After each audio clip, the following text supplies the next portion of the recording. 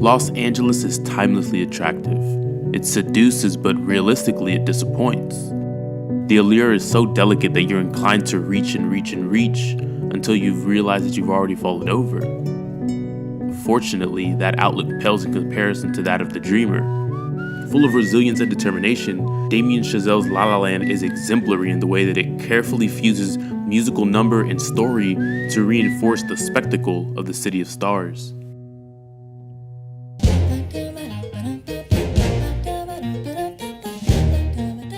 Another Day of Sun establishes the hopeful tone that these dreamers have. They're looking for their chance to stand out amongst a sea of other singers, actors, writers, and dancers.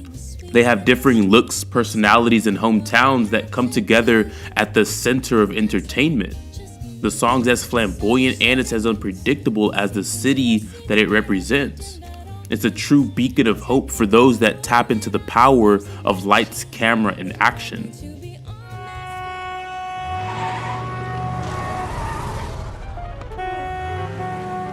The musical numbers weave into the context of the story and help reveal depth of emotion from the characters.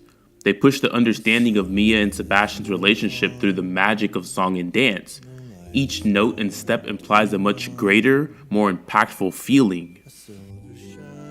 So better than just having it occur in the movie, the planetarium scene highlights the out-of-this-world experience that occurs when a relationship blooms. It's coy and unassuming at first until the music crescendos and the waltz begins. When Mia and Sebastian are comfortable with each other, the fantasy of the moment propels them to dance among the very stars that dazzle them, an exercise in hope that one day they'll be amongst the stars of LA together. The song climaxes at a supernova flash, a proverbial explosion of feeling as the two gently come back to reality, now in love. Blurring the line between spectacle and reality leads us to empathize with on-screen expressions. Smooth transitions into the musical numbers allows a less conscious suspension of belief.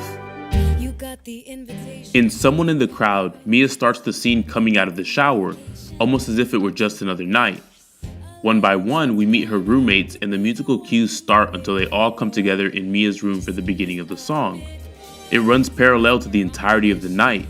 We can make an emotional connection more readily because we can use what we're seeing on screen as reference to the core of the song. It's a lively montage that flows from one scene to the next because we never have to ask where the performance starts and where it ends. It blends seamlessly into the fabric of the story. The musical numbers throughout the movie serve to strengthen the storytelling.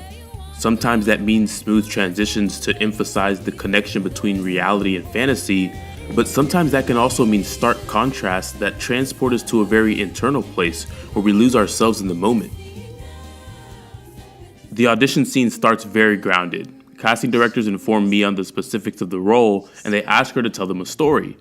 Unsure at first, she begins with them still in the room, but as her confidence builds and builds, Mia retreats into her personal space where no one else is watching, where the spotlight is on her, without the anticipation of being interrupted, and without the fear of being humiliated. This technique functions well because we know the integrity of the performance is only realized when Mia is able to do so wholeheartedly. We identify with the feeling of letting go and putting it all on the line, but only when doing so with the full power of her ability. Which means that she was able to express herself in a capacity that was previously unknown. The entertainment industry is built on the ideals of expressing yourself creatively. You want to show someone else a very visceral feeling about the things you're passionate for. The spotlight is the ultimate representation of that.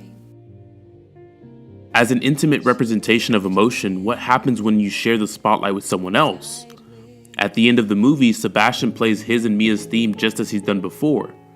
For the purposes of the scene, there are people watching him at the club, but to them, Sebastian is just playing jazz. To Mia and Sebastian, the call of the spotlight isolates them into a performance that only they can see. A place very intimate to and shared by Sebastian. How things may have turned out if it were different for the two of them. The life he and Mia could have had. He shares pure emotion elicited and magnified through the very art form that he's cultivated, championed, and worked so hard to breathe life into. Seb recreates those feelings and hands them over willingly because having someone see past the surface is the highest creative achievement. That's what La La Land does best of all. It pays homage to its source of inspiration. It puts water back into the well from which it came by highlighting the artistic endeavor and creative expression at the core of every dreamer. It combines music and story dynamically to take your breath away 1 second and to inspire you the next. It's loud, it's intriguing, and it's captivating. It's a love letter that can't help but reflect the spectacle of the City of Stars. Hey guys, La La Land was one of our favorite movies of the past year, so we were really excited to do this one. For our next video, we're deciding between Creed and Everybody Wants Some, and we'd love your input. Please comment in the box below and let us know what you think. Like and subscribe to our channel and consider supporting our Patreon page as well. And of course, as always, thank you so much for watching. We hope you enjoyed the video.